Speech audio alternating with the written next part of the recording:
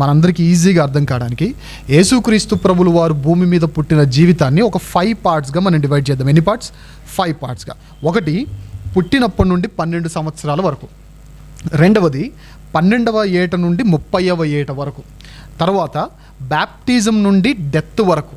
Okay, పుట్టినప్పటి నుండి 12 సంవత్సరాల వరకు, 12వ సంవత్సరం నుండి 30వ సంవత్సరం వరకు.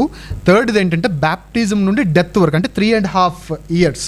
ఈ 3.5 ఇయర్స్లో సబ్ క్లాజ్ ఏంటి అని అంటే లాస్ట్ వీక్, చాలా చాలా చాలా ఇంపార్టెంట్. లాస్ట్ వీక్, దీన్నే హోలీ వీక్ అంటారు, లేదా ప్యాషన్ వీక్ అని కూడా అంటారు. సో ఈ 4తో పాటుగా చివరిగా ఆయన రిజరెక్ట్ అయినప్పటి నుండి, ఆయన పునరుద్ధానము చెందినప్పటి నుండి ఆరోహణం అయ్యేంతవరకు ఈ 40 డేస్లో జరిగిన ఈవెంట్స్ ఏంటి, ఆయన ఎవరెవరిని కలిశారు, ఇదంతా మనం వినబోతున్నాం. అలా వింటూ నేను ఏది కూడా రెఫరెన్స్ నేను చెప్పను, జస్ట్ ఈ అధ్యాయంలో ఉంది అనే మాట చెప్తాను. అది కూడా కొన్నిటికి చెప్పొచ్చు, కొన్నిటికి చెప్పకపోవచ్చు. ఇన్ కేస్ ఒకవేళ మీకు అంత ఇంట్రెస్ట్ ఉండి నాకు కావాలి, ఇది ఖచ్చితంగా రెఫరెన్స్ బేస్ నాకు కావాలి అంటే మాటకు రెఫరెన్స్ తర్వాత ఇస్తాను. ఇప్పుడు అన్ని రెఫరెన్స్లు చెప్పుకుంటూ పోయిననుకోండి ఈరోజు పనవదు. సో ఎన్ని పార్ట్స్ చేసాం చెప్పండి మనం ఈరోజు? యేసుక్రీస్తు ప్రభుల వారి లైఫ్ని ఎన్ని పార్ట్స్ చేసాం? 5 పార్ట్స్. అందులో ఫస్ట్ది 0 to 12, నెక్స్ట్ది 12 to 30, తర్వాత 30 to 33.5, అంటే 3.5 years ఆఫ్ మినిస్ట్రీ. తర్వాత ఈ 3.5 years ఆఫ్ మినిస్ట్రీలోని లాస్ట్ వీక్, మేబీ అది ప్యాషన్ వీక్ అని పిలవచ్చు, లేదంటే దాన్ని హోలీ వీక్ అని పిలవచ్చు. అది మీ కంఫర్టబుల్, మీ కంఫర్ట్, మీరు ఎలా అయినా పిలుచుకోండి. అండ్ లాస్ట్గా ఆయన రిజరెక్ట్ అయినప్పటి నుండి అసెన్షన్ జరిగేంతవరకు, అంటే ఆయన పునరుద్ధానము చెందినప్పటి నుండి ఈస్టర్ సండే నుండి ఆయన 40 days of travel on earth and ఆయన ఆరోహణం అయ్యేంతవరకు ఏం జరిగిందో మనం చూడబోతున్నాం. అయితే ఈరోజు ఈ 5 నన్ను మీరు క్షమించాలి, ఒకటి నేను స్కిప్ చేస్తున్నాను. ఆ ఒకటి చాలా ఇంపార్టెంట్ది, అది స్కిప్ చేయడానికి కూడా బలమైన రీజన్ ఉంది. ఏంటి అని అంటే 3.5 years of his ministry life ఉంది చూసారా, ఆ ఒక్కటి నేను స్కిప్ చేస్తున్నాను. అది స్కిప్ చేయడానికి కూడా ఒక ప్రధానమైన కారణం ఉంది. ఏంటి అని అంటే అది చాలా ఈవెంట్స్ జరిగాయి, చాలా సూచక క్రియలు జరిగాయి, చాలా ఆశ్చర్యక్రియలు జరిగాయి, చాలా ప్లేసెస్లోనికి ఆయన వెళ్ళారు. 3 years ఏమో టోటల్గా నార్థన్ సైడ్లో ఆయన తిరిగి, లాస్ట్ హాఫ్ ఇయర్లో మాత్రం సదర్న్ కింగ్డమ్కి వచ్చేసి, అంటే పూర్తిగా అటువైపు ఏమో గలిలయ ప్రాంతాల్లో 3 years పరిచర్య చేసిన ఆయన ఎందుకు ఇటు రావాల్సి వచ్చింది, వచ్చిన తర్వాత ఏం జరిగింది, ఇదంతా నేను ఒక చార్ట్ రూపంలో మీకు ప్రిపేర్ చేసి చూపిద్దాము అని బ్యానర్ కొట్టిద్దామని అనుకున్నాను. ఒక 10x8 సైజులో, అంటే మొత్తం నా వెనకంతా నెక్స్ట్ వీక్ మీకు బ్యానర్ ఉంటుంది. ఆ బ్యానర్ చూపిస్తూ నేను చూడకపోయినా మీరు చూస్తుంటే మీకు ఈజీగా అర్థమైపోతుంది. ఎందుకంటే నేను వచనాలు చూపించట్లేదు కాబట్టి, వచనాలు నేను ఇవ్వాలంటే ఇస్తాను తర్వాత. మీరు కావాలంటే నాకు పర్సనల్గా మెసేజ్ చేయండి, లేదా గ్రూప్లో అడగండి, నో ఇష్యూస్, నేను ఇస్తాను. కాకపోతే అదొక్కటి మాత్రం 3.5 years of his ministry life ఏదైతే ఉందో అదొక్కటి మాత్రం నేను నెక్స్ట్ వీక్కి బ్యానర్, పెద్ద బ్యానర్, ఈ బ్యానర్ ప్లేస్లో వేరే బ్యానర్ వచ్చేస్తుంది. ఆ బ్యానర్ని మీకు చూపిస్తూ నేను ఎక్స్ప్లెయిన్ చేస్తాను.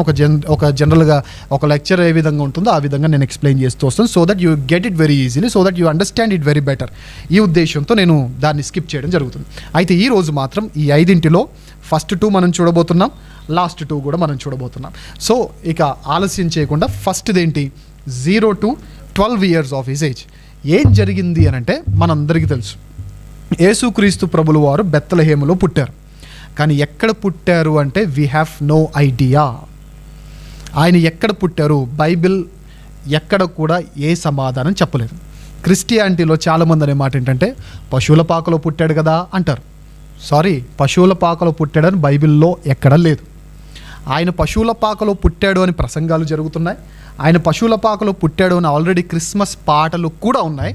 కానీ ఆయన ఎక్కడ పుట్టాడో మనకు తెలియదు. బట్ ఆయన పుట్టిన ఏరియా ఏంటంటే బెత్లెహేమ్. ఆయన బెత్లెహేంలో పుట్టాడు. పుట్టిన తర్వాత సత్రానికి తీసుకొని వెళ్ళబడ్డాడు. ఓకే, సత్రములో స్థలము లేనందున ఎక్కడ పెట్టారు? నేను మీ దగ్గరకు వచ్చాను, మా ఫ్రెండ్ ఫోన్ ఎత్తలేదండి, అందుకే మీ దగ్గరకు వచ్చానంటే ఫస్ట్ నేను ఎవరిని కన్సల్ట్ అయ్యాను? ఫస్ట్ ఎవరింటికి వెళ్ళాలనుకున్నాను? ఫస్ట్ ఎవరి దగ్గరికి వెళ్ళాలనుకున్నాను? సత్రములో స్థలము లేనందున పశువుల పాకలో పెట్టారు అంటే ఫస్ట్ ఎక్కడికి వెళ్ళారు? సత్రానికి వెళ్ళారు. అంటే సత్రానికి వెళ్ళేదానికంటే ముందే ఆయన పుట్టాడు. ఆయన ఎక్కడ పుట్టాడో తెలియదు, బట్ ఇన్నర్ నియర్ రేడియస్లో మేబీ సత్రాన్ని దగ్గరలో పుట్టి ఉండొచ్చు. సో చూడగానే సత్రం కనిపించి ఉండొచ్చు, ఆ సత్రానికి తీసుకెళ్ళి ఉండొచ్చు తీసుకెళ్లారు. అలా తీసుకెళ్లిన తర్వాత అక్కడ ప్లేస్ లేనందున ఎక్కడికి తీసుకొచ్చారు? పశువుల పాకకు తీసుకొని వచ్చారు. ఇదంతా మనకు లూకాసు వార్త 2వ అధ్యాయంలో ఉంటుంది. అయితే పశువుల పాక అనగానే మనం జనరల్గా అనుకునేది ఏంటి అని అంటే, పశువుల పాక అనగానే మనకు మన రీజన్స్లో ఉన్న పశువుల పాకలను మనం చూసుకుంటుంటాం. కానీ బెత్లెహేమ్ ఏరియాలో ఉండే పశువుల పాకలు ఎలాంటివి అని అంటే, గుహలు ఉంటాయి చూసారా, భయంకరమైన గుహలు. ఆ గుహల్లో పశువులన్నింటినీ కట్టేస్తారంటే ఎంత వెంటిలేషన్ లేకుండా, ఎంత స్మెల్లీగా, ఎంత భయంకరమైన సిచ్యువేషన్లో యేసుక్రీస్తు ప్రభులు వారు పరుండజేయబడ్డాడో మనకు అర్థం కావాలి. ఆయన అక్కడ ఉండగా దూతలు ఎక్కడో గొర్రెలు కాచుకునే వారి దగ్గరికి దూతలు వచ్చి వారికి వార్త చెప్పగా, ఆ గొర్రెలు కాచుకునే వారు వచ్చి యేసుక్రీస్తు ప్రభులు వారిని, ఆయనని ఏమంటారు, స్మరించి, ఆయనని కీర్తించి, కొనియాడి మొత్తం సందడి చేసేసారు. బెత్లెహేములో సందడి అనే పాట ఎక్కడి నుంచి పుట్టింది అని అంటే, నిజంగా జరిగింది బెత్లెహేములో సందడి. పశువుల పాకలో సందడి అనే మాట ఎక్కడి నుండి పుట్టింది అని అంటే, నిజముగా జరిగింది పశువుల పాకలో సందడి. అదేంటి, బెత్లెహేములో మరియమ్మకి చాలా భయంకరమైన ప్రసవ వేదన కదా, పశువుల పాకలో కూడా భయంకరమైన ఆవేదన కదా అంటే, ఎస్ అఫ్ కోర్స్, కాదని చెప్పట్లేదు. వచ్చిన విషయం చెప్పనా, ఇప్పుడు పెళ్ళైన తర్వాత, ప్రెగ్నెన్సీ వచ్చిన తర్వాత, ప్రెగ్నెన్సీ కన్ఫర్మ్ అయిన తర్వాత, ప్రెగ్నెన్సీ డెలివరీ దగ్గర పడేటప్పటికి ఆ తల్లికి బాధ ఉంటుందా, ఆనందం ఎక్కువ ఉంటుంది చెప్పండి? భయంకరమైన బాధ ఉంటుంది, అవునా కదా? భయంకరమైన బాధ ఉంటుంది. ఆ బాధ అంతా డెలివరీ టైంలో, మెయిన్గా డెలివరీ టైంలో ఎన్నో బోన్స్ ఫ్రాక్చర్ అయితే ఎంత పెయిన్ వస్తుందో, ఒక స్త్రీకి అంత పెయిన్ వస్తుంది అని సైంటిఫిక్గా కొన్ని రికార్డ్స్ ఉన్నాయి. ఆ బోన్స్ కౌంట్ ఏంటో నాకు తెలియదు, బట్ ఆ రికార్డ్ అయితే ఉంది. అయితే నేను ఒక చిన్న ప్రశ్న అడుగుతున్న, సమాధానం చెప్పండి. ఎంత కష్టపడిన ఆ స్త్రీ పుట్టిన బిడ్డను చూసి ఏం చెందుతుందో చెప్పండి? ఎంత బాధ పెట్టి పుట్టేమంటారు, దరిద్రుడు అని తిడుతుందా? ఏం చేస్తుంది? ఆనందపడుతుంది. ఇప్పుడు ఒక ఆయన వచ్చి ఏమంటున్నాడంటే, ఆవిడ బాధే పడిందని ఒకరు అంటారు, ఇంకొక ఆయన వచ్చి చిచ్చి బాధ ఏంటి, ఆవిడ ఆనందపడిందని ఒకరు అంటారు. కానీ ఫ్యాక్ట్ ఏంటి చెప్పనా, ఆవిడ బాధపడిన మాట వాస్తవమే, కానీ బిడ్డ పుట్టిన తర్వాత ఆవిడ ఆనందపడిన మాట కూడా వాస్తవమే. ఇప్పుడు బెత్లెహేములో ఆవేదన ఉందా అంటే ఉంది, కానీ ఆవేదనయే ఉంది అంటే తప్పు. బెత్లెహేములో ఆనందం ఉందా? ఉంది. పశువుల పాకలో సందడి జరిగిందా? జరిగింది. కానీ కేవలం సందడి జరిగిందా? అది తప్పు. ఈ 2 ఎమోషన్స్ మిక్చరే బెత్లెహేములో జరిగింది, పశువుల పాకలో జరిగింది. సో యేసుప్రభు వారు బెత్లెహేములో పుట్టారు అనేది పిన్ పాయింట్ లొకేషన్ మనకు తెలుసు, బట్ ఆ బెత్లెహేములో ఏ వీధి, ఏ ఇంటి నెంబర్, అడ్రస్, ప్రిసైజ్ లొకేషన్ మనకు తెలియదు.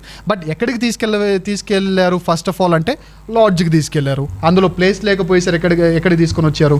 మేంజర్కి తీసుకొని వచ్చారు. మేంజర్ అంటే యు నో దట్ ఏంటది, పశువుల పాకకు తీసుకొని వచ్చారు. ఇక్కడ ఉండగా గొల్లలు వచ్చి ఆయనకి ఏమంటారు, ఆయన ఆరాధించేసి వెళ్ళిపోయారు.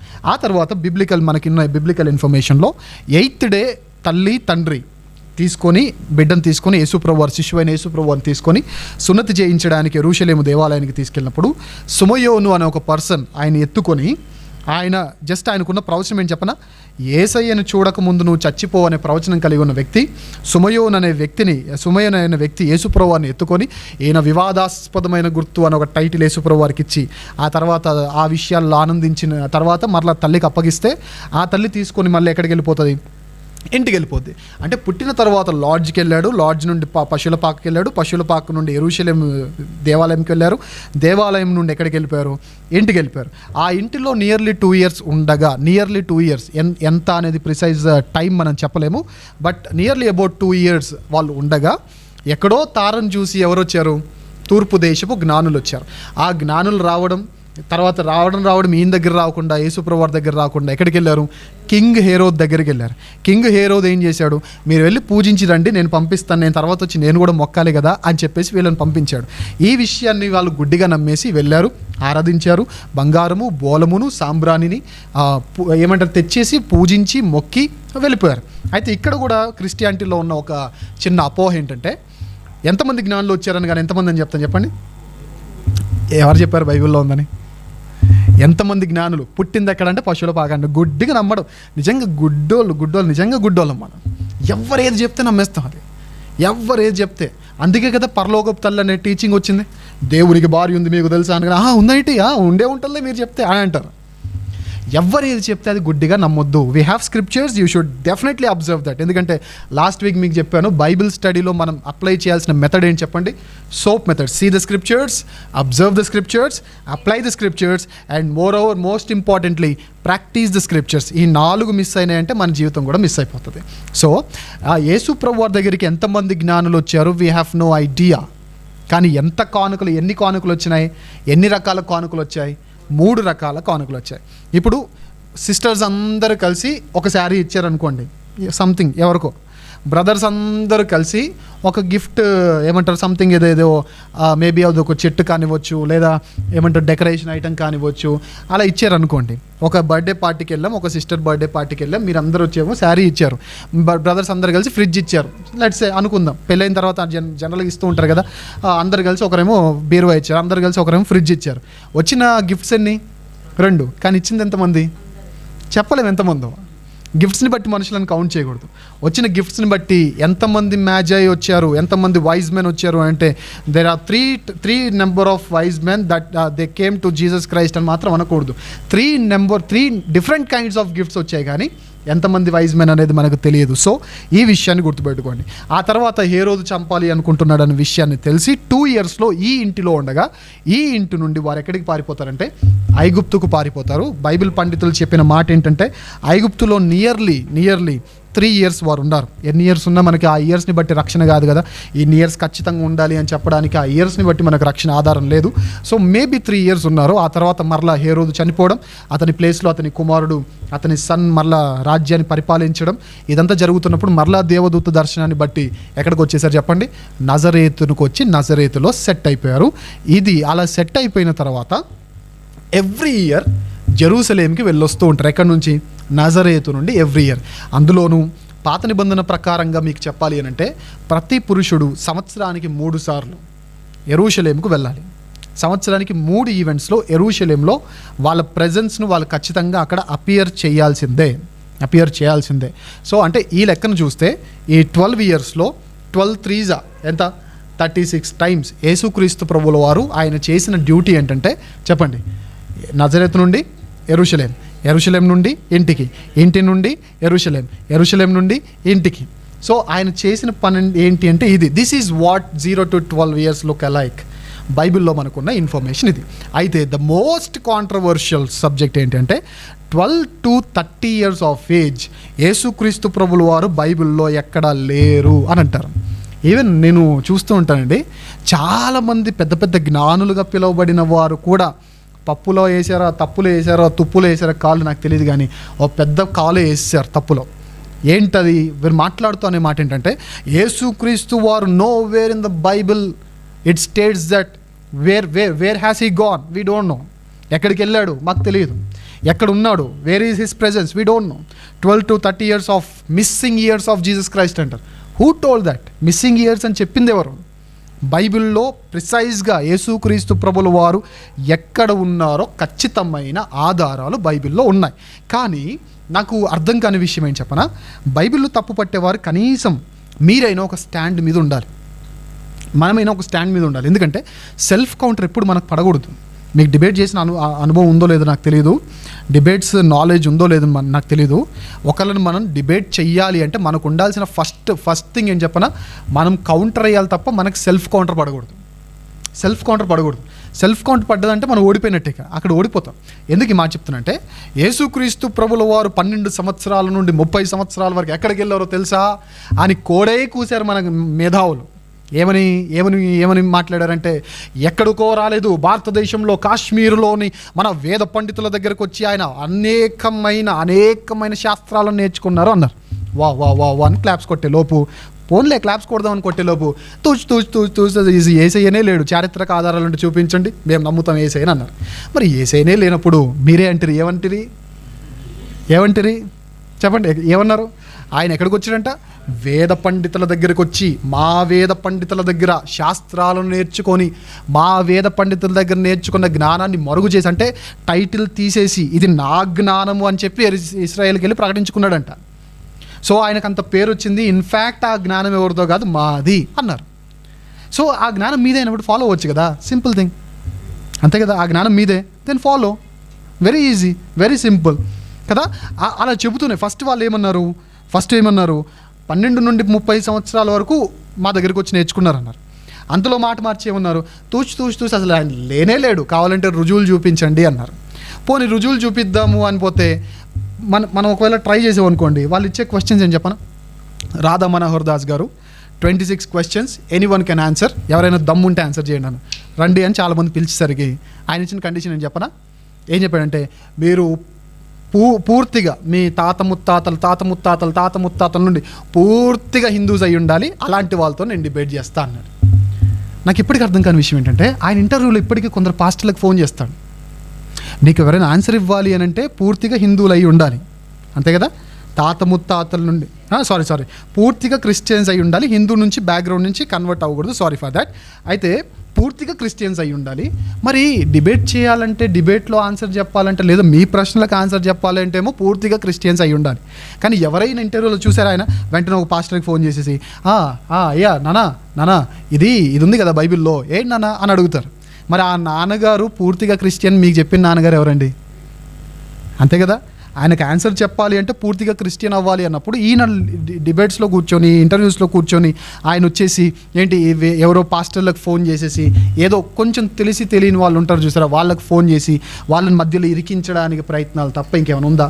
పోనీ ఇక్కడైనా ఆగుతారా అంటే, పుట్టలేదన్న దాని మీదైనా స్టాండ్ ఉంటుంది అంటే, రీసెంట్గా ఈయన స్టార్ట్ చేసి నేను చెప్పనా, ఈయన వ్యభిచారికి పుట్టాడు అన్నాడు.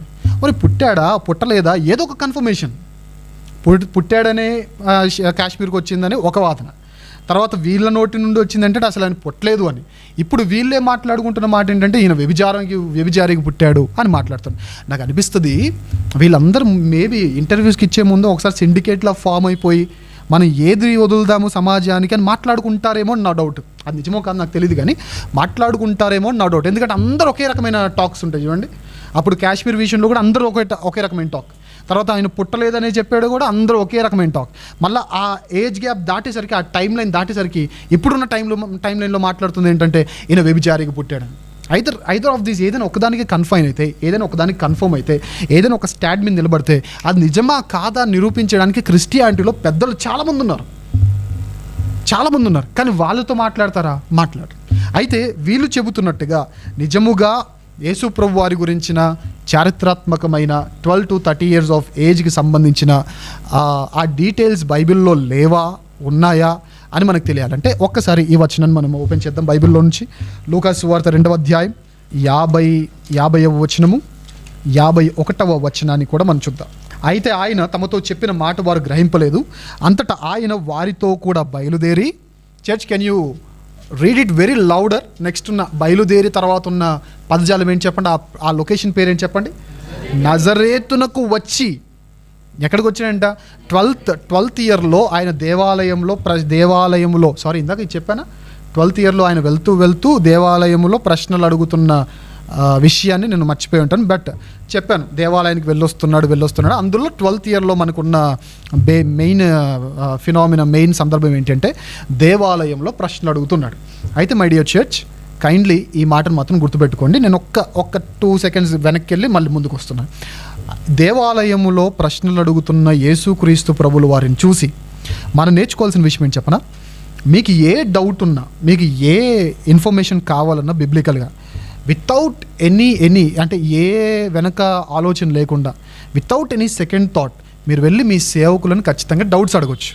ఇన్ కేస్ ఒకవేళ వారు సేవకులను ప్రశ్న అడగకూడదు అన్నారు అనుకోండి, అది సరైన సేవకుని తత్వం కాదు, అది సరైన సంఘము కూడా కాదు. ఎందుకంటే సేవకులను ప్రశ్న అడగాలి, అంతేనా? అడగకపోతే మనకి ఎలా వస్తుంది? ఇప్పుడు నేను మ్యాథ్స్ టీచర్ అనుకోండి, ఏదో ఫార్ములా చెప్పిన అర్థం కాని ఫార్ములా, మ్యాథ్స్ అంత ఈజీగా అర్థం కాదు. ప్రపంచంలో ఎవరైనా మ్యాథమెటిక్స్ హేటర్స్ ఉంటారంటే అందులో ఫస్ట్ ర్యాంక్ నాదే, నా తర్వాత ఇంకెవరైనా. సో మ్యాథమెటిక్స్ ఎవరికైనా అర్థం కాలేదనుకోండి, జనరల్గా వచ్చి ఏం చేస్తాను చెప్పండి, టీచర్ని డౌట్ అడుగుతుంది. సార్ ఏంటి సార్ ఇది అర్థం కాలంటే, అలా టీచర్స్ని ప్రశ్నలు అడుగుతావరా, నీకు అసలు భయం లేదురా, నీకు డిసిప్లిన్ లేదురా అంటే ఇంకెందుకు టీచర్ ఉన్నది? So if you have any queries regarding Bible, if you have any doubts regarding Bible, if you have any doubts regarding the life of Jesus Christ or life of someone else in the Bible, ఏదైనా సరే, ఏదున్నా సరే మీరు ఖచ్చితంగా మీ బోధకులను, మీ సేవకులను ఖచ్చితంగా doubts అడగడంలో తప్పేం లేదు. ఈ విషయాన్ని గుర్తుపెట్టుకోండి. ఇప్పుడు coming back to the point, ఎక్కడికి వచ్చేసాము? ఈ 50వ వచనము 51వ వచనం మనం చదువుతుంటే, రైట్ ఫ్రమ్ టెంపుల్ నుంచి, రైట్ ఫ్రమ్ ఆ దేవాలయం నుండి ఎక్కడికి వచ్చేసాడంట? నజరేతునకు వచ్చి ఏం చేశాడు చూడండి. నజరేతునకు వచ్చి చదవండి, వారికి లోబడి ఉండెను. ఎప్పటి వరకు? మళ్ళీ నెక్స్ట్ సీన్లో జరిగే విషయాల వరకు. బైబిల్లో కట్ సీక్వెన్స్ మెథడ్ అనేది ఒకటి ఉంటుంది.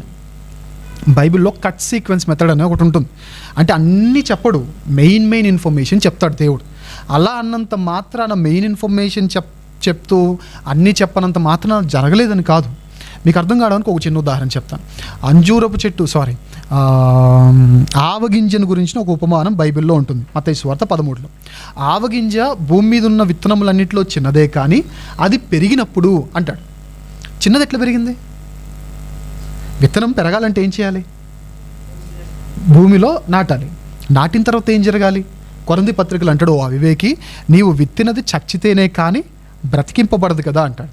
అంటే ఎవరో తీసుకెళ్ళి విత్తారు, అది లోపల చచ్చిపోయింది, తర్వాత మొలకైంది, ఆ తర్వాత మహావృక్షమైంది. దీన్ని కట్ సీక్వెన్స్ అంటాం. అంటే మెయిన్వి చెప్తూ ఉంటాం. ఫర్ ఎగ్జాంపుల్, ఎవరైనా రేపు సండే మీరు మరలా చర్చ్కి వచ్చినప్పుడు, నేను రాత్రి బైబిల్ స్టడీ నుంచి ఇంటికి వెళ్ళగానే ఏం చేశారంటే ఏం చెప్తారు చెప్పండి? ఏముందన్నా తిని పడుకున్నా అంటారు. అంతే తప్ప వెళ్ళగానే డోర్ ఇలా ఓపెన్ చేశానన్నా, కొంచెం జరిగి డోర్ అలా వేసానన్నా, తర్వాత డోర్ వేసి లాక్ ఉందా లేదని మళ్ళీ డౌట్ వచ్చి వెనక్కి చూసానన్నా, కొంచెం ముందుకు వెళ్ళానన్నా, వేరే రూమ్ వచ్చిందన్నా, దాంట్లోకి వెళ్ళిపోయానన్నా, తర్వాత టవల్ ఇలా హ్యాంగర్కి ఉంటే దాన్ని అలా తీసుకున్నానన్నా, ఇదన్నా చెప్పరు. ఎందుకంటే మెయిన్ ఈవెంట్స్ మనం చెప్తాం. అవునరా, పెళ్ళి చేసుకున్నావు అంటే ఎలా జరిగిందంటే బాగా జరిగిందంటాం. పెళ్లి కూతురు నడుచుకుంటూ వచ్చిందిరా, ఆ వీళ్ళందరూ ఎవరో లేపి ఇలా తీసుకుని వచ్చారా, ఊడ్చుకుంటూ రాకుండా, ఆవిడ నా పక్కన నిలబెట్టారా, ఆ పాస్టర్ గారు వచ్చి ఇలా చేపట్టుకోమన్నారా, ఏం చెప్పరు. అర్థమవుతుందా? ఎలా జరిగిందంటే బాగా జరిగింది, బస్ బరాబర్, కట్టే కొట్టే తెచ్చే. ఆ మెథడ్ ఉంది బైబిల్లో. మనకు తెలియకపోతే అడగాలి. మన దరిద్రం ఏంటంటే తెలియకపోతే అడగం, ఊహించేసుకుంటాం. మనలో ఒక డైరెక్టర్ రైజ్ అవుతాడు, ఒక ప్రొడ్యూసర్ రైజ్ అవుతాడు, మనలో ఒక రైటర్ కూడా రైజ్ అయిపోతాడు, అవసరమైతే లిరిక్ రైటర్ కూడా రైజ్ అయిపోతాడు. మనలోనే పుట్టుకుంటూ వచ్చేస్తారు. చూడండి ఎంత క్లియర్గా ఉంది అంటే 12 to 30 years ఆఫ్ ఏజ్లో ఆయన ఏం చేశాడంట? నజరేతులు లోబడ్డం మాత్రమే కాదు, ఆయన జ్ఞానమందును, వయస్సునందును, దేవుని దయందును, మనుష్యుల దయందును ఏం చేశాడంట? ఏంటి ఒక్కరోజుకి మనుషుల దయలో వర్ధిల్లేసి కాశ్మీర్ వచ్చేస్తాడు ఆయన?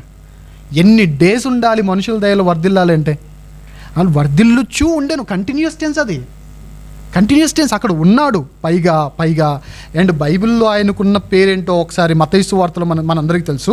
ఒకసారి ఈ మాటను చూద్దాం. ఒకసారి మత్తయి సువార్త 2వ అధ్యాయాన్ని కూడా చూడండి ఒకసారి. ఆయనకి ఎలాంటి పేరుంది, ఎలాంటి ప్రవచనాన్ని నెరవేర్చడానికి ఆయన నజరేతుకు వచ్చాడో. మత్తయి సువార్త 2వ అధ్యాయం 22వ వచనం చూడండి. మత్తయి సువార్త 2వ అధ్యాయం 22వ వచనం చూద్దాం. అయితే అర్కెలాయు తన తండ్రి అయిన హేరోదునకు ప్రతిగా యూదా దేశమును ఏలుచున్నాడని విని అక్కడికి వెళ్ళవరిచి స్వప్నమందు దేవుని చేత బోధింపబడిన వాడై గలిలయ ప్రాంతములకు వెళ్ళి నజరేతను ఊరికి వచ్చి అక్కడ కాపురమున్నాడు. ఆయన ఏమని పిలువబడాలి? జీసస్ క్రైస్ట్ ఆఫ్ నాజరెత్ అని పిలువబడాలి. నేను అడుగుతున్నా అండి, కొన్ని రోజులు స్టే చేస్తే ఎవరికైనా ఆ ఊరి వాడని పేరు వస్తుందా? రాదు. అండ్ ఇంకో విషయం చెప్పనా, దేశానికి ఆ పేరు రావచ్చు, నేషనాలిటీ విషయంలో ఆ పేరు రావచ్చు. నేను ఇండియాలో పుట్టాను, ఒక 10 years తర్వాత వెళ్ళిపోయాను, మళ్ళీ అసలు నేను రాలేదు ఇండియాకి. కానీ నువ్వు ఎవర్రా అంటే నేను చెప్పే మాట ఏంటి? ఇండియన్ అంటాం. నేషనాలిటీకి అది ఉంటుంది. కానీ when it comes to the matter of towns and cities రాదు. అది ఒక విలేజ్కి అయితే అసలే రాదు. జనరలీ ఇండియా గావం కా దేశే అంటారు కదా. భారతదేశం గురించి మనం మాట్లాడుతూ గావం కో దేశే. Every one of us are related to villages. మన అమ్మమ్మలో, మన నానమ్మలో ఏదో ఒక విలేజ్కి మనం రిలేట్ అయ్యి ఉంటాం, అటాచ్ అయ్యి ఉంటాం. సమ్మర్ సీజన్లో 2 నెలలు మనం విలేజ్కి వెళ్ళొస్తాం. అరే ఊరోడా అన్నాం అనుకో, అయిపోతాం. ఊరోడా అవుతాం చెప్పండి. 10 months ఇక్కడ ఉన్నామండి, 2 months అక్కడికి వెళ్ళొచ్చామండి. ఆ ఊరిలో అయిపోతాం ఏంటి? అవం. నేషనాలిటీకి ఉండే ఆ ప్రోటోకాల్ ఏదైతుందో ఈ స్థానిక ప్లేసెస్కి ఉండదు. ఎందుకంటే ఆయన ఏమని పిలువబడాలి? నజరేయుడు అనబడాలి. నజరేయుడు అనబడాలి అని అంటే ఏం చేయాలి? ఎక్కడ పెరగాలి? వేరే దేశంలో పెరిగితే, ఎక్కువ టైం స్పెండ్ చేస్తే ఆయనకి Nazareth Jesus Christ of Nazareth అని పేరు వస్తుందా?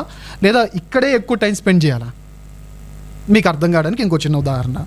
ఇప్పుడు నేను నల్గొండలో ఉంటాను, సండే హైదరాబాద్కి వచ్చి వెళ్తాను. నన్ను హైదరాబాదీ అన్నారంటే మీకంటే అమాయకులు ప్రపంచంలో ఎవరు ఉండరు. నన్ను అంటారా హైదరాబాదీ అని?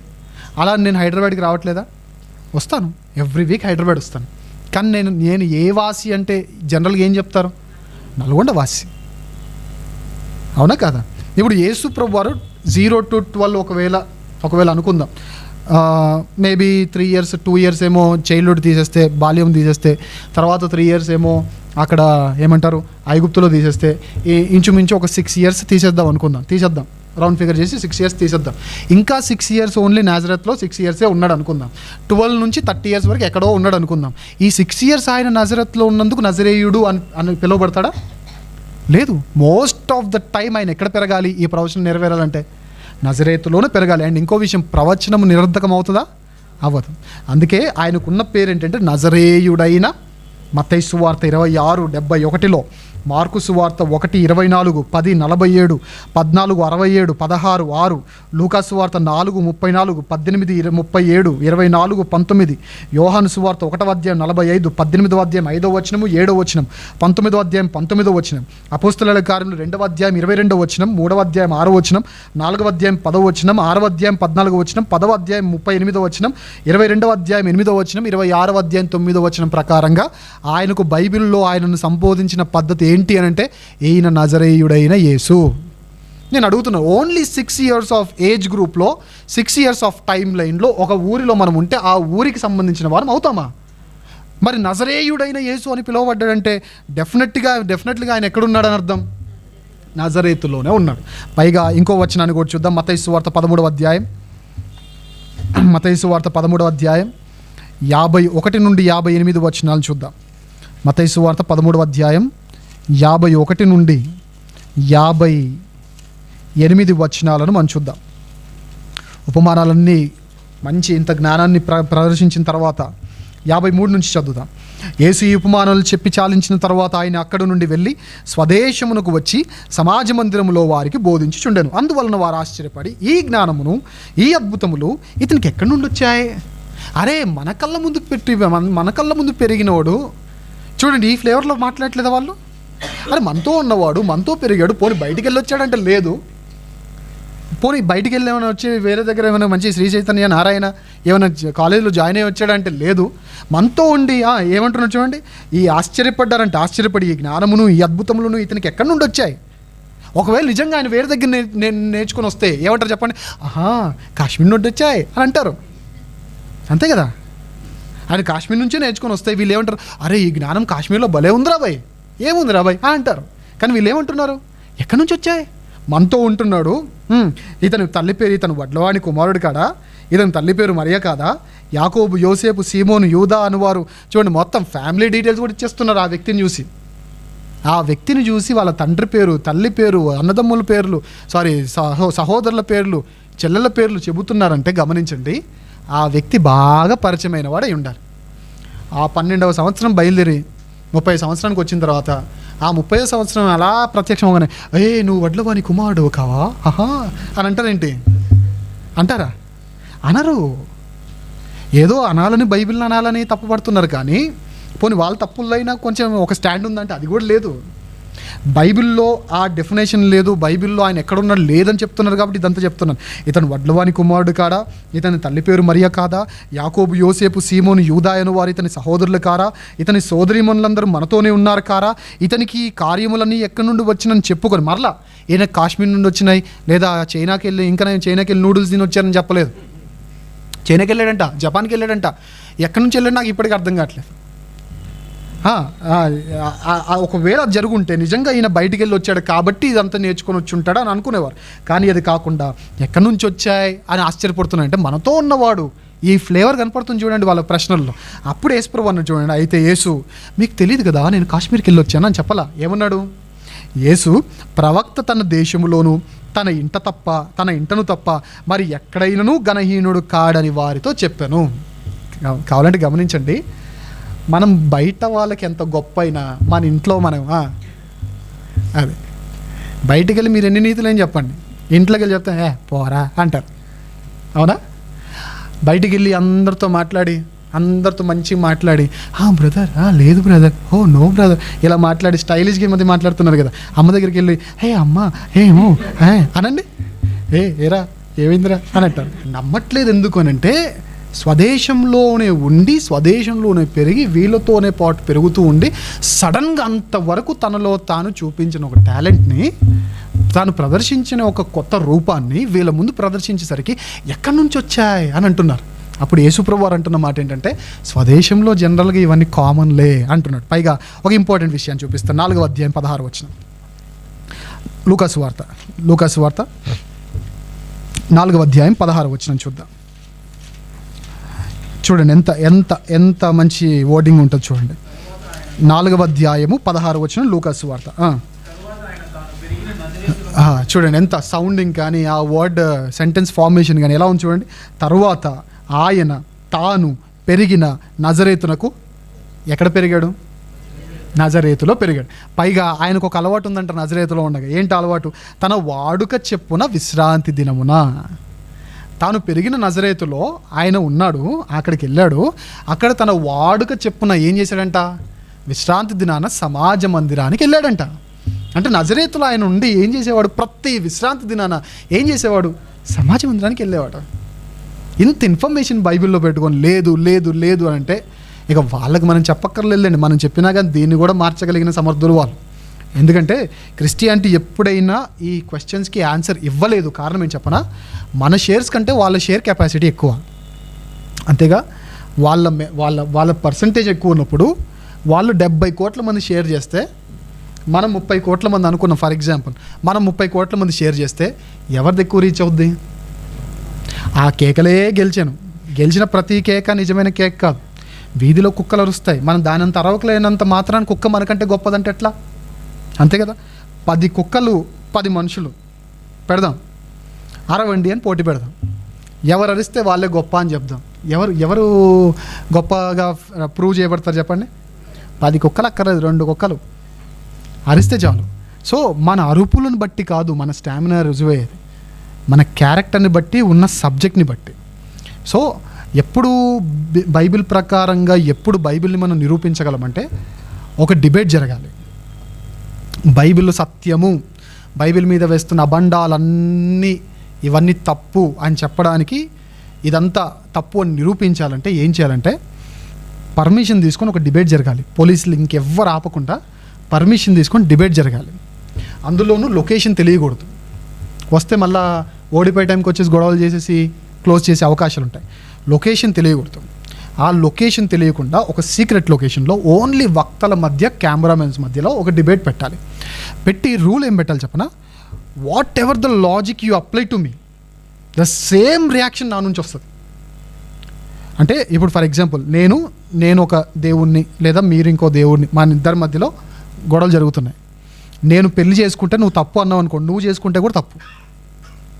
నేను తాగడం తప్పు అన్నాను అనుకోండి, మీరు తాగినా తప్పు. ఒక రూల్ పెట్టాలి. ఇంతకీ దేన్ని బట్టి బైబిల్ని తప్పుపడుతున్నా చెప్పండి.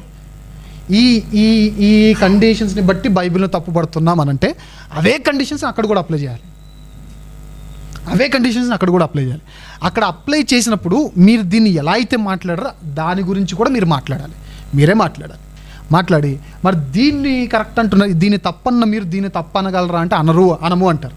ఎందుకు అనము అంటే దాంట్లో కొంచెం భావాలు ఉన్నాయి, గూఢార్థాలు ఉన్నాయి అని ఏదో చెప్తారు. మరి దాంట్లో గూఢార్థాలు ఉన్నప్పుడు దీంట్లో కూడా ఉంటాయి.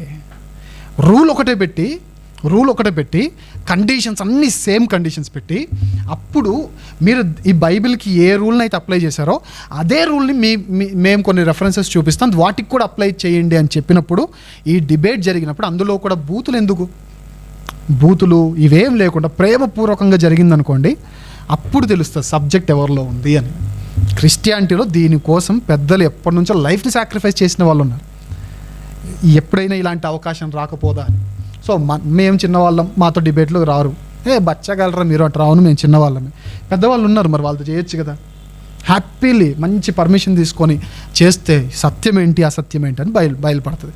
సో ఇప్పుడు ఆయన లైఫ్లో మనము 5 భాగాల్లోని ఫస్ట్ 2 భాగాలు మనం చూసేసాం. 0 to 12 ఏమైంది, 12 to 30 ఏమైంది, ద మోస్ట్ కాంట్రవర్షియల్. బట్ కాకపోతే బైబిల్లో మనకి ఎవిడెన్సెస్ ఉన్నాయి. అయితే ఇప్పుడు 30 to 33.5లో ఏం జరిగింది అనేది మనం చూడట్లేదు. దాన్ని just I'm skipping that for a very very better reason. Next week నేను బ్యానర్ తీసుకొని వస్తాను. ఆ బ్యానర్ మీద పూర్తిగా చాట్ నేను దాని మీద నేను వర్క్ చేస్తూ ఉన్నాను. కొన్ని కరెక్షన్స్ ఉన్నాయి, కొన్ని యాడ్ చేయాల్సి ఉన్నాయి, కొన్ని తీసేయాల్సి ఉన్నాయి. సో బైబిల్ అంతా మీరు నమ్మరు, చాలా చదివేశాను ఇప్పటికి.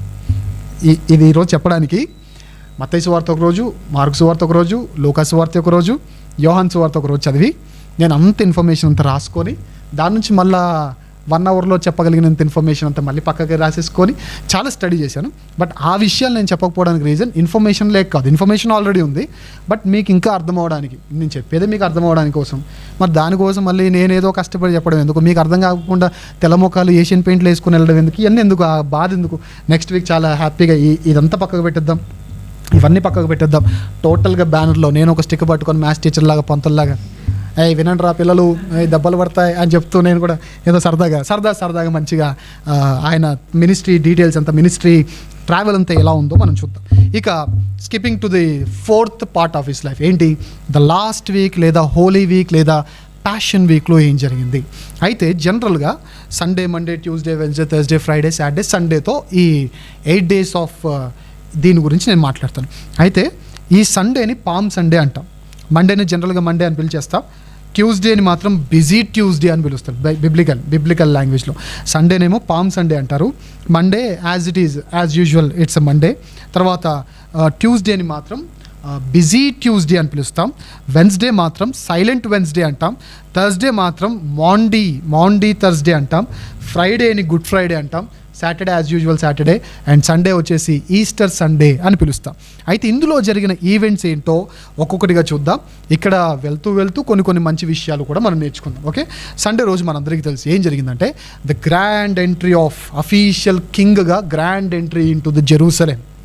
ఆయన వెళ్ళి ఒక గాడిద మీద ప్రవచనాలు నెరవేర్చబడే విధముగా గాడిద మీద ఆయన గ్రాండ్ ఎంట్రీ ఇచ్చాడు. ఎందులోనికి, జెరూసలేంలోనికి గ్రాండ్ ఎంట్రీ ఇచ్చారు. ఆ ఎంట్రీ తర్వాత ఈవినింగ్కి బేతనియా వెళ్ళిపోతారు. ఇది what has happened on Sunday అంటే, పామ్ సండే రోజు ఆయన గ్రాండ్ ఎంట్రీ జరిగింది. ఆ తర్వాత ఈవినింగ్కి వచ్చేసి బేతనియాకి వెళ్ళిపోయారు.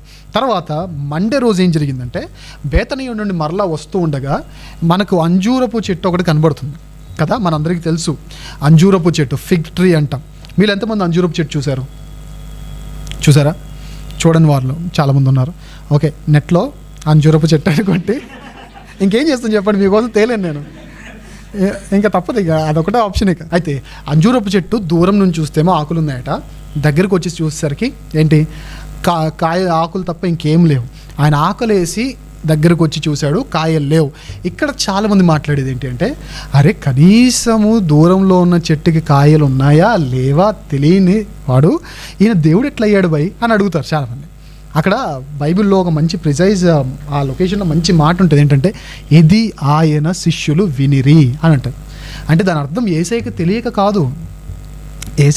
కాదు, కానీ దాని నుంచి ఒక పాఠం నేర్పించడానికి. ఏంటి, మీరు కూడా ఫలాలు లేకుండా అలా ఉంటే మీరు కూడా శపించబడతారు, అది వినాలి.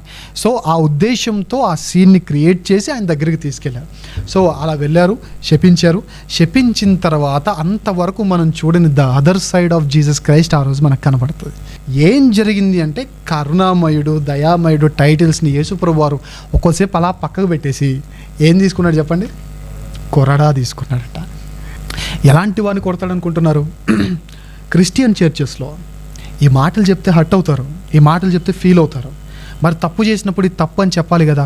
నేను అదే ప్రయత్నం చేస్తున్నాను, ఎవరిని వేలెత్తి చూపించడం నా ఉద్దేశం కాదు, కాకపోతే కరెక్ట్ చేయడం నా ఉద్దేశం. I have seen many churches in Christian society అండి. చర్చెస్లో ప్రేయర్ ఆయిల్స్ అమ్ముతారు, చర్చెస్లో కర్చీఫ్స్ అమ్ముతారు. మీలో ఎవరైనా సరే ప్రేయర్ ఆయిల్ కొన్నారా? మీలో ఎవరైనా సరే కర్చీఫ్లు కొన్నారా? ఆ కర్చీఫ్లతో ఏ మహిమ రాదు, ఆ ప్రేయర్ ఆయిల్తో ఏ మహిమ రాదు. బైబిల్లో దేవుడు చెప్పిన మాట ఏం చెప్పనా, ప్రార్థన చేసి నూనె రాయండి అన్నాడు. నూనె రాసి ప్రార్థన చేయండి అన్నాడు. మనం ఏం చేస్తాం, అన్నిసార్లు ఎవడు ప్రార్థన చేస్తాడు టైం బొక్క అని చెప్పేసి అన్ని నూనెలో ఒక దగ్గర పెట్టి, నా డౌటే ప్రార్థన చేస్తారు లేదో కూడా నాకు డౌటే, అన్ని నూనెలో ఒక దగ్గర పెట్టి మేబీ ప్రార్థన చేశారేమో అనుకుందాం, చేసేసి ఇంకొనుక్కోండి అని చెప్పేశారు. నిజంగా చెప్తున్నాను, యేసయ్య ఈ టైంలో ఉంటే ఖచ్చితంగా ఆయన కొరడా పట్టుకొని ఈ నూనెలు అమ్మే వాళ్ళని, కర్చీఫ్లు అమ్మే వాళ్ళని తాట తీయకపోతే, నిజంగా చెప్తున్నాను, బైబిల్లో ఉన్న మాట ఖచ్చితంగా నెరవేరుతుంది. ఖచ్చితంగా అమ్ముకుంటారా చర్చిల్లో అమ్ముకోవాలి ఏంటంటే, వాళ్ళు అమ్మే వాళ్ళకి సిగ్గులేదంటే మనం ఎగబడి కొంటే మనకి ఇంకా సిగ్గులేదు.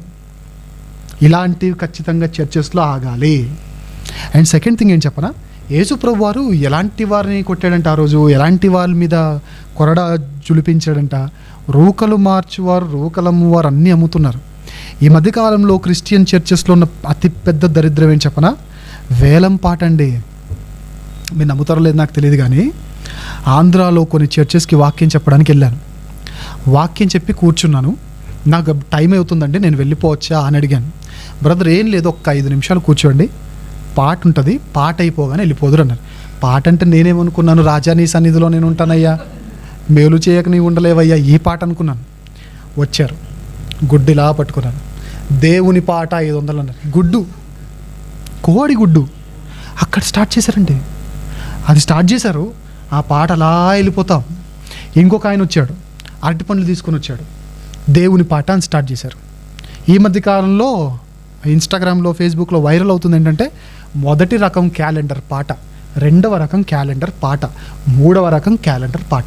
ఈ వేలం పాట అనే ఈ పద్ధతి చర్చెస్ నుంచి బహిష్కరించకపోతే ఖచ్చితంగా ఆ వేలం పాట చేసినోడిని, ఆ సంఘాన్ని అమ్మినోడిని, ఆ వేలం పాట మొదటిసారి, రెండోసారి, మూడోసారి అన్నాడని 40 సార్లు కొరడాలు పట్టుకుని కొడతాడు దేవుడు. జాగ్రత్త.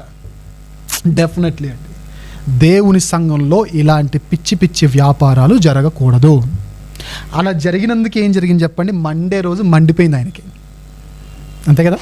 మండిపోయి ఏం చేశాడు, కొర్ర పట్టుకున్నాడు. తర్వాత ట్యూస్డే ఏం చేశారు, అంజూరపు చెట్టు మరలా ఇదే బ్యాక్ డ్రాప్లో మళ్ళీ నడుచుకుంటూ వస్తుంటే అందరూ సైలెంట్గా ఉన్న ఒక ఆయన మాత్రం చాలా డౌట్స్ ఉంటాయి యేసుప్రభు వారి శిష్యులు. ఎవరు వెంటనే, ప్రభువా ఎండిపోయింది చూసావా అన్నాడు. నాకు తెలిసి ఎండిపోద్దని నేను చెప్పాను కదా, మీరు కూడా ఇలా ఉండకపోతే అవుతుంది అని చెప్పి, ఆ తర్వాత వెళ్తూ ఉండగా దేవాలయానికి మరలా వెళ్ళిన తర్వాత ఏ అధికారంతో నువ్వు చేస్తున్నావు చెప్పు అని శాస్త్రులు, పరిసయ్యులు వాళ్ళతో వాగ్వాదాలు, తర్వాత ఉపమానాలు. మత్తయి సువార్త, ఇది నోట్ డౌన్ చేసుకోండి, 21వ అధ్యాయం 18వ వచనం నుండి, మత్తయి సువార్త 21వ అధ్యాయం 18వ వచనం నుండి 25వ అధ్యాయం వరకు మీకు కనబడుతున్న ప్రతి సందర్భం ఈ ట్యూస్డే రోజు జరిగింది. అందుకే బిజీ ట్యూస్డే అని పిలుస్తారు దాన్ని. చాలా బిజీ, చాలా ఈవెంట్స్తో నింపబడింది. తర్వాత వెన్స్డే ఏం జరిగిందంటే, ప్రధాన యాజకులు యేసుక్రీస్తు ప్రభుల వారిని చంపాలని పన్నాగం పన్నుతారు. ఆ తర్వాత కుష్ఠరోగి అయిన సీమోని ఇంటిలోనికి యేసుప్రభు వారు భోజనానికి వెళ్ళడం, పాపాత్మురాలైన ఒక స్త్రీ వచ్చి ఆయన పాదాలు కడగడం, ఇస్కరియోతు యూదా వెళ్ళి ఆయన అమ్మకానికి పెట్టి 30 కాయిన్స్ ఆఫ్ సిల్వర్ని తీసుకొని రావడం. అప్పటి నుంచి సమయాన్ని వెతుకుతూ ఉండడం, యేసు ప్రభు వారిని ఎప్పుడెప్పుడు అప్పగించాలని సమయాన్ని వెతుకుతూ ఉండడం. ఇదంతా వెన్స్డే జరుగుతుంది. తర్వాత థర్స్డే ఏం జరుగుతుందంటే, ద లాస్ట్ సప్పర్ మనందరికీ తెలుసు. The last time where Jesus had his meal along with his fellow brothers, along with his fellow disciples. ఆ డిసైపుల్స్తో ఆయన చేసిన లాస్ట్ సప్పర్ మనకు కనబడుతుంది. అందులో ఆయన చెబుతారు చాలా మంచి విషయాలు, ప్రభు బల్ల గురించిన, సంస్కారం గురించిన పద్ధతులు చెప్తూ ఉంటారు. అండ్ ఇక్కడ మనం క్రిస్టియన్ సొసైటీ కరెక్ట్ చేసుకోవాల్సిన విషయం ఏంటంటే, చాలామంది మీరు చూసారు లేదో, ప్రభు బల్ల దగ్గరికి వచ్చేసరికి వింత పోకడలు క్రిస్టియానిటీలో ఉన్నాయి. మీరు ఎంతమంది విన్నారు నాకు లేదో నాకు తెలియదు కానీ, ప్రభు రాత్రి భోజనం ఆయన రాత్రి చేశాడు కాబట్టి మనము కూడా రాత్రే చేయాలి అని, ఇన్ కేస్ ఒకవేళ పగలు చేసే కొన్ని చర్చెస్లో నేను విన్నానండి, లైట్లు ఆఫ్ చేసి మరి తింటారంట. లైట్లు ఆఫ్ చేస్తే రాత్రి అయిపోద్ది ఏంటి? ఈయన రాత్రి చేశాడు కాబట్టి రాత్రే మనము చేయాలి అని అంటే, ఆయన రాత్రంతా ప్రార్థన చేశాడే, నువ్వు ఒకరోజు చెయ్యి. ఆయన నీటి మీద నడిచండి ఉన్నాడు, మనకి ఈత రాదు చక్కగా, నడవడం పక్కగా పెడతాయి. ఆయనకు ఆ రోజు అలా కుదిరింది. రాత్రే చేయాలని రూల్ ఏం లేదు, రాత్రే తినాలని రూల్ ఏం లేదు. పైగా కొందరు ఏం చేస్తారంటే దీంట్లో కూడా పంచేతత్వాలు ఏంటంటే కొందరు ఓన్లీ మరి ఫస్ట్ సండేని ఇస్తారు. ఆ సిద్ధాంతం ఎక్కడి నుంచి వచ్చింది నాకు really I don't know. Second Sunday తీసుకోవడం పాపం అనుకుంటారు చాలామంది. ఓన్లీ ఫస్ట్ సండే మాత్రమే ప్రభు బల్ల తీసుకోవాలి, సెకండ్ సండే నుంచి తీసుకోకూడదు అనుకుంటారు. అది ఎక్కడి నుంచి వచ్చిందో కూడా నాకు తెలియదు. ప్రతి ఆదివారం ప్రభు బల్ల సంస్కారంలో మనం ఖచ్చితంగా చెయ్యి వేయాల్సిందే. ప్రతి ఆదివారం అందులో మనం చెయ్యి వేయాల్సిందే. అది బైబిల్లో జరిగిన పద్ధతి. అది కాకుండా ఓన్లీ ఫస్ట్ సండేనే, కొన్ని చర్చెస్లో ఓన్లీ ఫోర్త్ సండేనే, లేదా కొన్ని చర్చెస్లో ఓన్లీ రాత్రి మాత్రమే, లేదా కొన్ని చర్చెస్లో పగలు తీసుకోవచ్చు కానీ లైట్లు ఆఫ్ చేసి తీసుకోవాలి. ఇందులో కాదు, తీసుకునే పద్ధతి అది కాదు. మనలో పాపం లేకుండా మనం యోగ్యమైన ప్రవర్తన కలిగి తీసుకోవాలి. ఆ రోజు అది జరిగిపోయింది. యేసుప్రభువు వారు కూడా శిష్యుల కాళ్ళు కడిగారు. ఓ విషయం చెప్పమంటారా? ఏడు మనోడు ప్రపంచంలో ఎక్కడ జరగని వింతలన్నీ వీళ్ళ ఊర్లో జరుగుతాయండి, వాళ్ళ చర్చిలో జరుగుతాయి. కాళ్ళు కడిగే పద్ధతి ఉంది క్రిస్టియానిటీలో, తెలుసా? కరెక్ట్గా గుడ్ ఫ్రైడేకి ముందు రోజు ఏం చేస్తారంటే చర్చిలో ఉన్న ఎల్డర్స్ వచ్చి, కొన్ని చర్చెస్లో ఎలా జరుగుతాయంటే ఎల్డర్స్ అందరి పాదాలు కడుగుతారు. కొన్ని చర్చెస్లో పక్కన వాళ్ళందరూ మీ పాదాలు కడుక్కోండి అని చెప్పేస్తారు. మరి ఈ రూల్ ఏదైనా సరే అలా చెప్తారు.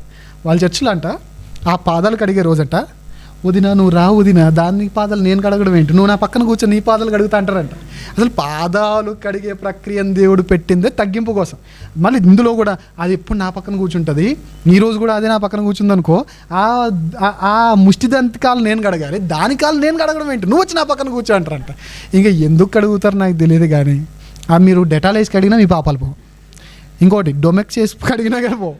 సీరియస్లీ చెప్తున్నాను, ఏదైతే కడిగినా పో. మనస్సు మంచిగా ఉండకుండా మీరు పాదాలు పట్టుకున్నా వేస్టే, పాదాలు కడిగినా వేస్టే. సో పాదాలు కడిగే దాని వెనుకున్న కాన్సెప్ట్ ఏంటి అని అంటే, మీరు నీళ్ళు పోసి కడగాలని కాదు, మీరు తగ్గించుకొని అందరికీ నాకంటే నువ్వు గొప్ప అని చెప్పుకోవాలి. దేవుడు సంఘంలో చెప్పిన మాట ఏంటంటే, ఒకడు తనకంటే వేరొకడు యోగ్యుడని ఎంచుకోవాలంట. ఎవరైనా వచ్చి బ్రదర్ మీరు గ్రేట్ బ్రదర్ అంటే, నేను కాదండి మా వాళ్ళు గ్రేట్ అని నేను చెప్పాలి. ఇప్పుడు మీ దగ్గరికి వచ్చి బ్రదర్ మీరు గ్రేట్ అంటే, నాకు తెలుసు నేను చిన్నప్పటి నుంచి గ్రేటే అనకూడదు. అప్పుడు మీరేమనాలి? లేదండి నాకంటే వాళ్ళు గ్రేట్ అండి అనాలి. అంటే నాకంటే మీరు ఎక్కువ అని నేను అనుకోవాలి. మీరేమనుకోవాలి? లేదు లేదు లేదు మీకంటే నేనే ఎక్కువ అనుకోవాలి. ఇంతకీ ఎవరెక్కువ కాదు, అందరూ సమానమే. దేవుడు మనకందరికంటే అధికుడై ఉన్నాడు. ఆయన అధికుడు, మనం కాదు. సో మీరు కాళ్ళు కడిగినా కడక్కపోయినా మనసులో కల్మషం తీసేపోతే మీ కాలు ఇరగొడతాడు దేవుడు. కడగడం పక్కకు పెడితే కాలు ఇరగొడతాడు. ఆ తర్వాత ఆయన ప్రార్థన చేసి పాట పాడి ఒలీవల కొండ, యేసుక్రీస్తు ప్రభులు వారు పాట పాడారు బైబిల్లో. ఎస్, రెఫరెన్స్ కావాలంటే తర్వాత మత్తయి సువార్త 26వ అధ్యాయాన్ని ఓపెన్ చేసి 26 తర్వాత ఉన్న సీక్వెన్స్ ఆఫ్ వచనాలని మీరు చదువుకుంటే, ఆయన ప్రభు బల్ల సంస్కారం గురించి చెప్పిన తర్వాత వారు పాట పాడి ఒలీవల కొండకి వెళ్ళారు అని ఉంటుంది. పాట పాడేసి ఆ తర్వాత వెళ్ళిపోయేటప్పుడు ఇక్కడ ఒక ప్రవచన నెరవేర్పు జరుగుద్ది. ఏ రోజు జరుగుతుంది? ఇది థర్స్డే రోజు జరుగుద్ది. ఏంటి ఆ ప్రవచన నెరవేర్పు ఏంటి అని అంటే, గొర్రెల కాపరిని కొట్టుదును, మందంతా ఏమైపోద్ది, చెదిరిపోద్ది అని చెప్తారు. సో అక్కడ ఆ ప్రవచన నెరవేర్పు కోసం ఒక కత్తిని తీసుకోమని చెప్పడము, ఆ తర్వాత గెత్సెమని తోటకు వెళ్ళడము, ప్రార్థన చేయడము, ఆయన అరెస్ట్ అయిపోవడము, ఇదంతా థర్స్డే జరుగుద్ది. అరెస్ట్ అయిపోయిన వెంటనే మల్కు అనే సైనికుని చెవి తెగనరకడము, యేసుప్రభువారు అక్కడ ఒక అద్భుతము చేయడము, ఆయన అరెస్ట్ చేసి ఫస్ట్ ఎక్కడికి తీసుకెళ్తారంటే అన్న ఎవరన్నా? మీ అన్న మా అన్న కాదు, ఆయన పేరు అన్న. మీకు ఆయన తమ్ముడైనా సరే ఆయన అన్నానే పిలవాలి. సో అన్న ఆయన దగ్గర తీసుకెళ్తారు. తర్వాత కయప అనే ప్రధాన యాజకుని దగ్గర తీసుకెళ్తారు. ఆ తర్వాత పేతురు అబద్ధం చెప్పిన సందర్భంతో థర్స్డే అంతా కంప్లీట్ అవుతుంది. ఇక ఫ్రైడే ఏం జరుగుద్దంటే, ఫస్ట్ ప్రభువుని మహాసభలోనికి తీసుకెళ్తారు. ఇలా తీసుకెళ్లడం అనంతరం యూదా సూసైడ్ జరుగుద్ది. తర్వాత ప్రభువుని ముందుగా పిలాతు ముందు నిలబెడతారు. పిలాతు తర్వాత హేరోదు దగ్గరకు పంపిస్తారు. హేరోదు నుండి మళ్ళీ పిలాతు దగ్గరకు వచ్చేస్తారు. పిలాతు ఆయనకి ఏమంటారు జడ్జిమెంట్ పాస్ చేస్తారు. ఆయనను రోమా సైనికుల మందిరంలోనికి తీసుకొని వచ్చి ఆయన్ని హింసించి కొరడాలతో కొట్టించేసి ఏమంటారు ముళ్ళ కిరీటం పెట్టేసి సిలువ వేయించేసి కపాలం అనే అర్థంతో కూడిన కల్వరి కొండ దగ్గరికి వెళ్తారు. సో ఆ తర్వాత సిలువ మీదకి తీసుకెళ్లారు. ఆయన 7 మాటలు చెప్పారు. ఇప్పుడు 7 మాటలు మీరు చెప్పండి, నేను ముగించేస్తాను. మొదటి మాట ఏంటి? తండ్రి వీరేమి చేయుచున్నారో వీరెరుగరు గనుక వీరిని క్షమించు. తర్వాత అమ్మా ఇదిగో నీ కుమారుడు, నేడు నీవు నాతో కూడా పరదైసులో ఉండు. మూడవది సగం చెప్పేస్తే సరిపోదు. ఇదిగో కుమారుని పిలిచి తర్వాత అంటాడు ఇదిగో నీ తల్లి అంటాడు. అది గాలికి వదిలేస్తాం మనం.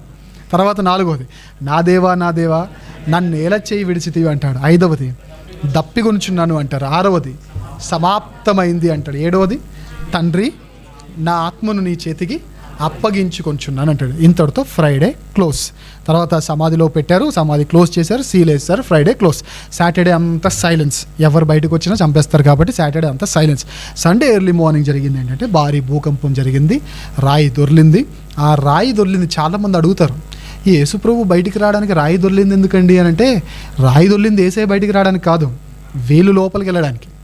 సీరియస్లీ, రాయి దొర్లింది ఆయన బయటికి రావడానికి కాదు. ఎందుకంటే ఆయన ఆల్రెడీ అన్ని తలుపులేసిన గదిలోనికి కూడా వచ్చేసాడు.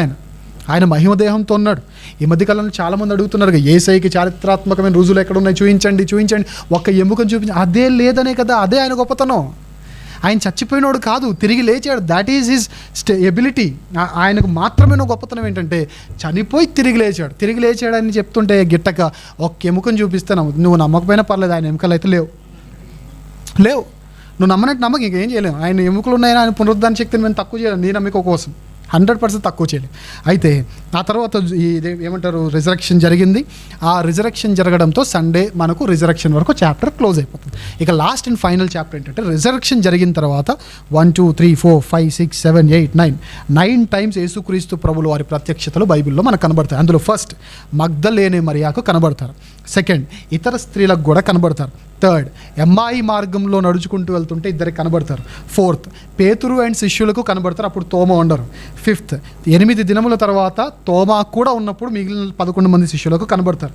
తర్వాత సముద్ర తీరాన వీళ్ళందరూ వల వేసుకోవడానికి వెళ్ళినప్పుడు 7 శిష్యులకు యోహాను సువార్తలో ఉంటుంది, ఆ శిష్యుల్లోకి కనబడతారు.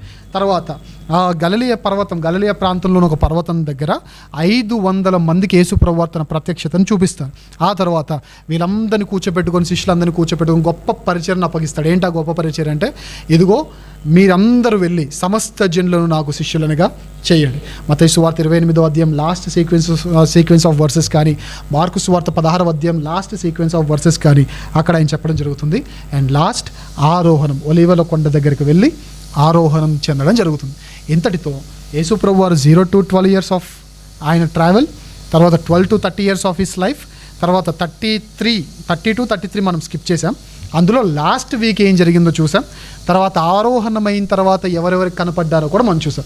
సో వాళ్ళకి కనబడితే మనకేంటి అనే డౌట్ వస్తే ఒక చిన్న విషయాన్ని చెప్పి నేను క్లోజ్ చేస్తాను. ఏంటంటే, ఆయన ఆరోహణమైన తర్వాత మనకు కనబడకపోవచ్చు, కానీ ఒకరోజు కనబడే రోజు దగ్గరలో ఉంది. అది ఎప్పుడో తెలియదు. వాళ్ళు చూశారని ఆనందిద్దామా, మనము కూడా చూడాలి అనే బాధ్యత, చూసే బాధ్యత, చూసే ఏమంటారు భాగ్యం ఉంది కాబట్టి ఆ భాగ్యము కోసం బాధ్యత కలిగి ఉందామో ఆలోచించండి. ఆయన మరలా వస్తాడు, 500 మందికి ఏంటి ప్రపంచానికి కనబడతారు. అప్పుడు ఆయనను పొడిచిన సైనికులు కూడా, పొడిచిన వారు కూడా రొమ్ము గుద్దుకొని మాట్లాడతారంట, అయ్యో తప్పు చేశామని. సో నేను కోరేది ఏంటంటే, ఆయన ఆరోహణమయ్యాడు అనేది కాదు పాయింట్ ఇక్కడ, ఆయన తిరిగి రాబోతున్నాడు, మనము కూడా ఆయనతో పాటు వెళ్ళాలి.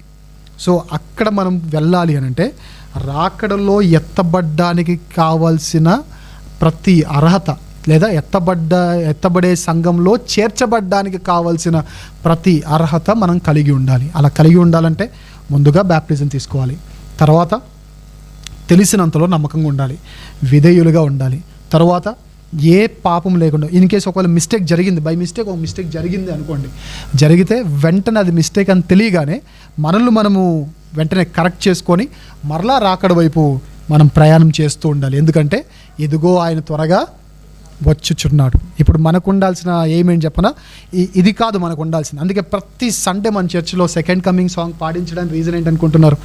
వర్షిప్ అయినా మానేద్దాం పర్లేదు, సెకండ్ కమింగ్ సాంగ్ ఎందుకు మానిపించను అంటే దాని రీజన్ ఏంటంటే, ఖచ్చితంగా సంఘానికి ఒక ఎయిమ్ ఉండాలి. ఆ ఎయిమ్ పేరు ఏం చెప్పండి? రాకడకు సిద్ధపాటు. ఆ సిద్ధపాటు మనం అందరం కలిగి ఉంటే ఆయనను చూసే ఆధిక్యత మనకు కూడా ఉంటుంది. లేకపోతే చూస్తాం, కాకపోతే ఆయనతో పాటు వెళ్ళాం. సో మీరు కూడా ఈరోజు మనం కలిసినా కలవకపోయినా, ఈరోజు కలిసిన మనం మరలా కలిసినా కలవకపోయినా, అ డే ఈజ్ దేర్, ఖచ్చితంగా ఆయన మరలా రాబోతున్నాడు. Will definitely see him, but not only seeing him, we should go along with him. అలా వెళ్ళాలంటే we should be holy enough, we should be very very honest, very very spiritual. అలా ఉంటే తప్ప మనం వెళ్ళం. కాబట్టి తెలిసినంతలో నమ్మకంగా ఉండడానికి ప్రయత్నం చేద్దాం. ఎవరితో అయినా విభేదాలు ఉంటే తొలగించుకుందాం. దేవునితో ప్రతి విషయంలో సమాధానపడి ఆయన యందు మనం ఒప్పుకొని విడిచిపెడితే ఖచ్చితంగా ఆ భాగ్యాన్ని దేవుడు మనకు కూడా అనుగ్రహిస్తారు. కనుక ఈ మాటలు విన్న మీరందరూ ఆయన గురించి తెలుసుకోవడం కాదు ఇంపార్టెంట్, ఆయనను మనం కలిగి ఉండడం ఇంపార్టెంట్. క్రీస్తు యేసునకు కలిగిన మనసు తెలుసుకోవడం కాదు, మనము ధరించాలి. ఆ మనసును ధరిద్దాం, పరలోక యాత్రలో ముందుకు సాగిపోదాం. దేవుడి మాటలను ఆశీర్వదించి దీవించును గాక.